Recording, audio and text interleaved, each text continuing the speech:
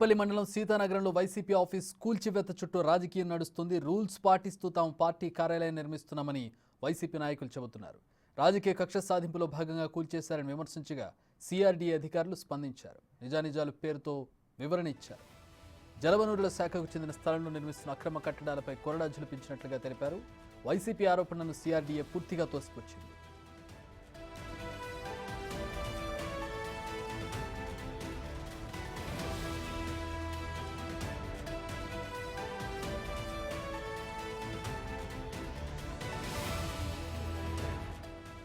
Irrigation శాఖ అభ్యంతరాల్ని గత ప్రభుత్వం పట్టించుకోలేదని సిఆర్డీఏ అధికారుల వర్షం. 2023 ఫిబ్రవరిలో వైసీపీ ఆఫీసుకు భూమి ఇవ్వలేమని ఇరిగేషన్ ఈఎన్సీ చెప్పారని గుర్తు చేశారు. వైసీపీ కోరిన భూమిలో తాము ట్రైనింగ్ కార్యాలయం నిర్మించదలిచినట్లు అప్పటి ఈఎన్సీ చెప్పారని, తీవ్ర అభ్యంతరం తెలిపినప్పటికీ వైసీపీ ఆఫీసు నిర్మాణం చేపట్టారని సిఆర్డీఏ అంటోంది.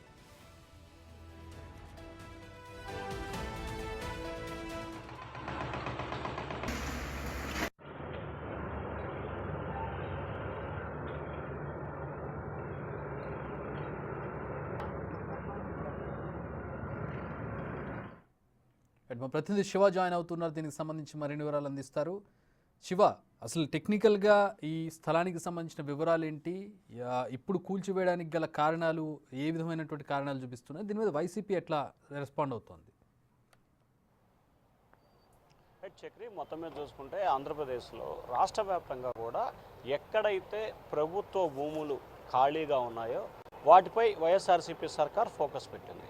దానిలో భాగంగానే 26 జిల్లాలకు సంబంధించి వైఎస్ఆర్సీపీ పార్టీ కార్యాలయాల కోసం ఆయా ప్రభుత్వ భూములని కారు చౌకగా కేవలం ఎకరం 1000 రూపాయల లీజుకే రాష్ట్ర వ్యాప్తంగా 20 చోట్ల పైగా కూడా తీసుకోవడం జరిగింది. ఇప్పటి వరకు 7-8 జిల్లాల్లో కూడా పార్టీ కార్యాలయాలు దాదాపుగా స్లాబ్ పైన పూర్తి చేసుకునే దశలో ఉన్నాయి.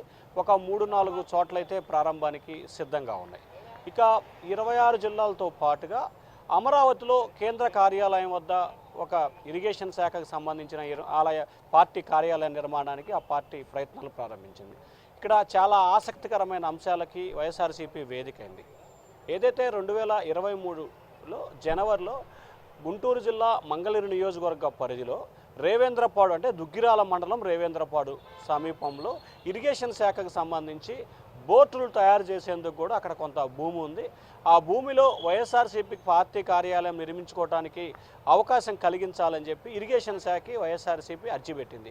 అప్పటి సిఎన్సి నారాయణ రెడ్డి ఇక్కడ నిర్మాణానికి సరైన పద్ధతి కాదు, ఏదైతే ఇరిగేషన్ శాఖ కార్యాలయాలకు సంబంధించి ఇక్కడ బోటు నిర్మాణం కానీ రకరకాల కార్యకలాపాలు కొనసాగుతాయి, ఒక రాజకీయ పార్టీకి సంబంధించిన కార్యకలాపాలకి ఇది సరైన వేదిక కాదు అని చెప్పి ఆయన అప్పుడు విజయవాడ ఇరిగేషన్ అధికారులకి గుంటూరు జిల్లా కలెక్టర్ కూడా లేఖ రాయడం జరిగింది. అయితే అక్కడి నుంచి వైఎస్ఆర్సీపీ ఏదైతే ఉండవల్లి సంబంధించి ఏదైతే బోటు సంబంధించి ఇక్కడ కూడా బోటు తయారు ఇక్కడి నుంచి ప్రారంభమై ఆ చివరి దాకా వెళ్తుంది. అక్కడ దాదాపుగా 36 ఎకరాల ప్రభుత్వ ఇరిగేషన్ శాఖకు సంబంధించిన భూమి ఉంది. దీన్ని పూర్వం పీడబ్ల్యూ కింద కూడా డైవర్ట్ చేసిన పరిస్థితి. ఇక్కడ 2 ఎకరాల భూమిని వైఎస్ఆర్సీపీ నేతలు ఎవరి అనుమతి లేకుండా కూడా తీసుకోవడం జరిగింది. తీసుకున్నారు, అక్కడ పిల్లర్లు వేశారు, రేపో మాపో స్లాబ్ వేసేందుకు కూడా ప్రయత్నాలు చేస్తున్నారు. ఆ దశలో కొంతమంది అప్పటి ప్రతిపక్ష నేతలు ఇప్పటి అధికార పార్టీ నేతలు హైకోర్టుని ఆశ్రయించారు. హైకోర్టును ఆశ్రయించిన తర్వాత హైకోర్టులో కూడా స్టే ఇవ్వటం జరిగింది. దీనికి సంబంధించి స్టే ఇచ్చిన తర్వాత వెంటనే ప్రభుత్వం మారిపోయింది, ఎన్నికలు జరగటం, కౌంటింగ్ జరగటం, కొత్త ప్రభుత్వం రావటం, చకచక పరిణామాలు జరిగినాయి. ఈ నేపథ్యంలో ఇక్కడ కూడా 2 ఎకరాలని ఎకరాన్ని సంవత్సరానికి 1000 రూపాయల చొప్పున 33 సంవత్సరాలకి 202/1A కింద సర్వే నెంబర్ కింద కూడా వీరు భూమిని 2 ఎకరాల భూమిని తీసుకోవడం జరిగింది. 2023 ఫిబ్రవరిలో తీసుకునేది. ఎకరాకి 1000 రూపాయలు లీజ్ అనేది ఎకరాకి 1000 రూపాయలు. అసలు ఏ లెక్కలో 1000 రూపాయలు ఇవ్వాలనుకున్నారు? అధికారంలో ఉన్నాం కాబట్టి ఏం చేసినా చెల్లుతుందనే ఇదా? అంటే అసలు ఒక్క చోటే కాదు, రాష్ట్ర వ్యాప్తంగా అదే పరిస్థితి. విశాఖపట్నంలో కానీ లేకపోతే అనకాపల్లిలో కానీ మచిలీపట్నంలో పోలీస్ శాఖకు తీసుకున్న భూమి కానీ ఎక్కడైనా సరే ఒకటే స్లాబు, ఎకరం 1000 రూపాయలు, అది సంవత్సరానికి 33 సంవత్సరాల లీజు. ఆ తర్వాత ఎవరైతే లీజ్ తీసుకుంటారో వారికి గనక ఇష్టమైతే మళ్ళీ మరొక 33 ఏళ్ళు పెంచుకునే వెసులుబాటు కూడా దాంట్లో చట్టంలో మార్పులు చేర్పులు చేసుకున్న పరిస్థితి. సో ఈ నేపథ్యంలోనే దీనికి సంబంధించి కూడా టీడీపీ కోర్టుకు వెళ్ళటం, ఆ తర్వాత కోర్టు స్టే ఇవ్వడంతో వైఎస్ఆర్సీపీ నేతలకు సంబంధించి ఇక ఏదైతే వాళ్ళు రెగ్యులర్గా ఆరోపణ చేసే ప్రయత్నాలు అయితే చేసిన పరిస్థితి. ఈ నేపథ్యంలోనే నిన్న సిఆర్డీ అధికారులు వైఎస్ఆర్సీపీకి నోటీసులు ఇవ్వడం జరిగింది. మీరు ఏదైతే పార్టీ కార్యాలయం నిర్మాణం చేపడుతున్నారో దీనికి సిఆర్డీ అనుమతులు లేవు, దీనికి సంబంధించి పూర్తి స్థాయి అనుమతులు తీసుకొని వివరణ ఇవ్వాలని చెప్పి కూడా వారు నోటీస్ ఇచ్చారు. వారు నోటీస్ ఇచ్చిన క్షణాల వ్యవధిలోనే హైకోర్టులో పిటిషన్ దాఖలు చేయడం, వెనువెంటనే దానిపై విచారణ జరగటం, ఇరు వర్గాల వాదనలు జరిగిన తర్వాత కూడా కేసుని తదుపరి విచారణకు వాయిదా వేశారు. ఆ తర్వాత ఏదైతే సిఆర్డీ అధికారులు వీరు గతంలో అనేక నోటీసులు ఇచ్చినా రిప్లై ఇవ్వకపోగా తిరిగి కోర్టులో వేయటాన్ని కూడా చాలా సీరియస్గా తీసుకున్న సిఆర్డీ అధికారులు బిల్డింగ్ని కూల్చాలని చెప్పి కూడా నిర్ణయం తీసుకున్నారు. బిల్డింగ్ కూల్చివేస్తామంటూ కూడా నిన్న సాయంకాలం అనధికార సమాచారాన్ని కూడా వైఎస్ఆర్సీపీ నేతలకు ఇవ్వడం జరిగింది. ఈరోజు తెల్లవారుజామున 5:30 నుంచి బిల్డింగును 7:30లో పూర్తి స్థాయిలో కూడా నేలమట్టం చేయటం, ఆ తర్వాత వైఎస్ఆర్సీపీ నేతలు మాజీ మంత్రి అప్పటి ఇరిగేషన్ శాఖ మంత్రి అంబటి రాంబాబు, ఎమ్మెల్సీ లేళ్ల అప్పిరెడ్డి వాళ్ళు చేసిన పరిస్థితి. దాదాపుగా ఏదైతే తెలుగుదేశం ప్రభుత్వం కక్షపూరితంగా వ్యవహరిస్తుందని చెప్పి కూడా ఆరోపణ చేసిన పరిస్థితి కనిపించింది. కానీ ఏదైతే సిఆర్డీ అధికారులు దీనికి సంబంధించి కూడా పూర్తి స్థాయిలో వివరణ ఇచ్చారు.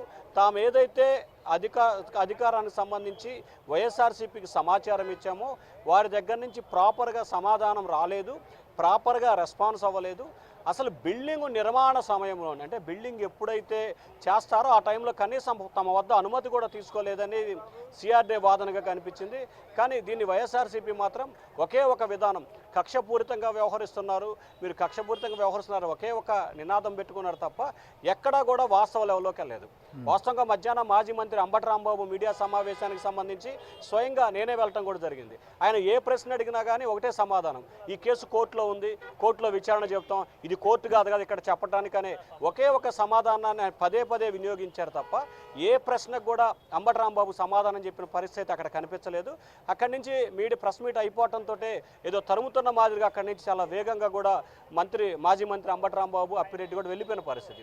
సో ఇక్కడ ప్రధానంగా చూసుకుంటే ఇరిగేషన్ శాఖకు సంబంధించిన భూమి నిర్మాణం చేసేటప్పుడు ఎప్పుడైతే అక్కడ శంకుస్థాపన చేసి ఇటుక పేర్చిన సమయంలో వీరు అనుమతి తీసుకోవాలి. కానీ మంగళగిరి మున్సిపల్ శాఖకు సంబంధించి అనుమతి అయితే తీసుకున్నారు, కానీ నీటిపారుదల శాఖకు సంబంధించి కేటాయింపులు జరిగాయి. కానీ ఇదంతా ఏదైతే సిఆర్డీ మొత్తం తుళ్ళూరు, మంగళగిరి, తాడేపల్లి ఇవన్నీ కూడా సిఆర్డీ పరిధిలో ఉన్నాయి. దాదాపుగా 7 నియోజకవర్గాల పరిధిలో దాదాపుగా 70 గ్రామాలు సిఆర్డీ పరిధిలో ఉన్నాయి. సో ఇక్కడ ఎటువంటి నిర్మాణాలు చేపట్టాలన్నా, ఏ విధమైన కార్యకలాపాలు కొనసాగించాలన్నా ఖచ్చితంగా సిఆర్డీ అనుమతి తీసుకోవాల్సిన పరిస్థితి తప్పనిసరి. కానీ ఇక్కడ సిఆర్డీ అనుమతి తీసుకోలేదు. మనం ఇంకొక అంశాన్ని చూసుకుంటే విశాఖపట్నం పార్టీ కార్యాలయానికి సంబంధించి కూడా విశాఖపట్నం మున్సిపల్ కార్పొరేషన్ దగ్గర నుంచి అనుమతి తీసుకున్నారు, కానీ అక్కడ ఏదైతే గ్రేటర్ మున్సిపల్ విశాఖ దగ్గర నుంచి అనుమతి తీసుకోవాలి. సో వీళ్ళు ఏదైతే తమకు అనుకూలంగా ఉందో అక్కడైతే మాత్రం అనుమతి తీసుకుంటున్నారు, కానీ ప్రాపర్గా తీసుకున్న పరిస్థితి కనిపించలేదు. అది కూడా అధికారంలో ఉన్నామనే ఒకే ధీమాతో స్టార్టింగ్లో ఎక్కడా కూడా వీరు అప్లై చేయకుండా మధ్యలో తాము నిర్మాణం చేపడుతున్నాము, దీనికి అనుమతి ఇవ్వాలని చెప్పి కోరుతున్న పరిస్థితి అయితే మొత్తం ఎక్కువ జిల్లాల్లో ఇదే కనిపించింది. చక్రి రైట్, అంటే ఇప్పుడు ఈ విధంగా చాలా జిల్లాల్లో ఉండుంటుంది. మీరు చెప్పిన దాని ప్రకారం ప్రభుత్వ భూమిని సెంటర్గా చేసుకుని చాలా దగ్గరలో ఉండుంటుంది. ఇంకా అలాంటి బిల్డింగ్స్ ఎక్కడైనా ఉన్నాయి అంటే కడుతున్నవి కానీ శంకుస్థాపన జరిగినవి కానీ వాటి మీద ఇంకా యాక్షన్ ప్లాన్ ఉందా ప్రభుత్వానికి? అంటే ఖచ్చితంగా ఇప్పటికే విశాఖపట్నంలో నిర్మాణంలో ఉన్నదానికి నోటీసులు ఇవ్వడం జరిగింది. అలాగే అనకాపల్లికి సంబంధించి కన్స్ట్రక్షన్ జరుగుతున్న దానికి సంబంధించి నోటీసులు ఇచ్చేందుకు అధికారులు సిద్ధమవుతున్నారు. విశాఖపట్నం పార్టీ కార్యాలయానికి నోటీసులు ఇస్తే మధ్యాహ్నం మాజీ మంత్రి గుడివాడ అమర్నాథ్ ఆ నోటీసుని పరిశీలించి దానిపై తదుపరి ఏ విధంగా ముందుకెళ్లాలనే దాని మీద కూడా ఒక సమీక్ష కూడా నిర్వహించడం జరిగింది పార్టీ నాయకులతో. తాజాగా చూసుకుంటే మచిలీపట్నానికి సంబంధించి కూడా ఏదైతే పోలీసులకు సంబంధించి వాళ్ళకి పోలీస్ గ్రౌండ్, పెరడ్ గ్రౌండ్ అంటారు, ఆ గ్రౌండ్లో సంబంధించి కొంత స్థలాన్ని అప్పుడు మున్సిపాలిటీలో తీర్మానం చేసి మోగవాణి ఓటు ధర దాన్ని ఆమోదం తెలిపారు. దానిపై కూడా వివరాలు సేకరించే ప్రయత్నం చేస్తున్నారు. నరసరావుపేటకు సంబంధించి ఇరిగేషన్ శాఖ, ఇక్కడ కూడా ఇరిగేషన్ శాఖకు సంబంధించిన భూమినే తీసుకున్నట్లు తెలుస్తూ ఉంది. అలాగే ఒంగోలు జిల్లాకు సంబంధించి కూడా అట్లాగెట్లా ప్రతి చోట కూడా ఆంధ్రప్రదేశ్లో దాదాపుగా 20 జిల్లాల పైగా కూడా ఎక్కడైతే ప్రభుత్వ భూమి ఉంటుందో ఆ భూమిపైనే వైఎస్ఆర్సీపీ నేతలు ఫోకస్ పెట్టడం, వెనువెంటనే తాము అనుకున్న భూమికి శంకుస్థాపన చేయడం, గోడలు పునాదులు లేపడం, ఆ తర్వాత స్లాబ్ వరకు వెళ్ళటం. కానీ సడన్గా ప్రభుత్వం మారిపోవడంతో గత వారం రోజుల కాలంగా కూడా ఎప్పుడైతే కొత్త ప్రభుత్వం ప్రమాణ స్వీకారం చేసిందో ఆనాటి నుంచి తాము నిర్మిస్తున్న భవనాలకి అనుమతులు కావాలని చెప్పి కూడా వరుసగా ఆయా మున్సిపాలిటీలకి, ఆయా కలెక్టర్లకి, అలాగే ఆయా శాఖ అధికారులకి అయితే వీరు వినతులు పెడుతున్న పరిస్థితి కనిపిస్తూ ఉంది. చక్రి, అదే మనం అధికారంలో ఉంటే అనుమతులు అవసరం లేదు, అధికారం మారింది కాబట్టి అనుమతులు కావాలి. Alright, thanks for the updates Shiva. Right.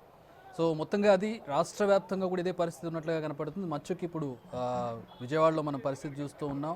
ఆ, జరిగినటువంటి నిర్మాణం కావచ్చు, ఆ నిర్మాణాన్ని కూల్చివేసినటువంటి దృశ్యాలను మనం చూస్తూ ఉన్నాం. నెలకి సంవత్సరానికి 1000 రూపాయల భారీ అద్దె చెల్లించాలని అనుకుంది వైసీపీ. 1000 రూపాయలు 30 ఏళ్ల పాటు లీజుకు తీసుకున్నారు. 2 ఎకరాల భూమి అంటే 60,000 30 ఏళ్లకు చెల్లించి భారీ మొత్తంలో ప్రభుత్వానికి లాభం చేకూర్చాలనుకున్నారు. ఇక ఒక్క విజయవాడ చుట్టుపక్కలే కాదు, మిగతా ఎక్కడైతే మెయిన్ హెడ్ క్వార్టర్స్ ఉంటాయో అక్కడ పార్టీ కార్యాలయాలు నిర్మించడానికి ప్రభుత్వ భూములను ఎంచుకున్నట్టుగా తెలుస్తుంది. అక్కడ కూడా ఎప్పుడు హడావిడిగా అనుమతుల కోసం దరఖాస్తులు పెడుతున్నట్టుగా తెలుస్తోంది. మరి ప్రభుత్వం వాటి మీద కూడా దృష్టి సారించే అవకాశం ఖచ్చితంగా కనపడుతుంది. ఇప్పటికే విశాఖలో ఏర్పాటు చేసినటువంటి భూమికి సంబంధించి నోటీసులు ఇవ్వడం జరిగినట్టుగా తెలుస్తోంది.